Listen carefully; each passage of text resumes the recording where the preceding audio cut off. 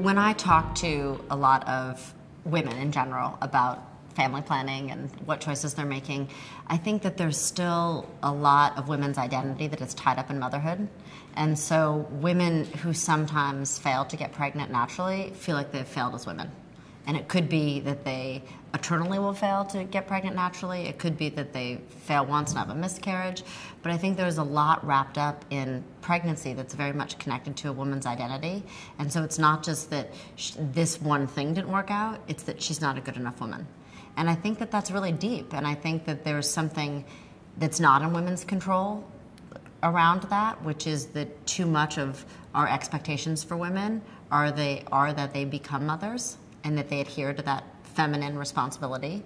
And I think that we can help shift that stigma by talking about it, by looking at the myriad of ways that people have embraced different parenting scenarios. I was talking to a woman the other day who chose to remain childless, and a woman who had one child, and they were saying, about how people feel so sorry for them. And I think, well, why though? Why? You're making this choice. You're not childless because of infertility. You're childless because you don't want to have a child, and you only want to have one child, and so it's in your control.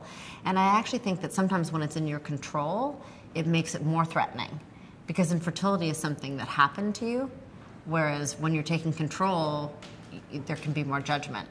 And I think that it sounds simple, and it is, and it sounds cliche, and it's not, is that if we continue to tell our stories, then we're going to make other people's stories more accessible and more possible.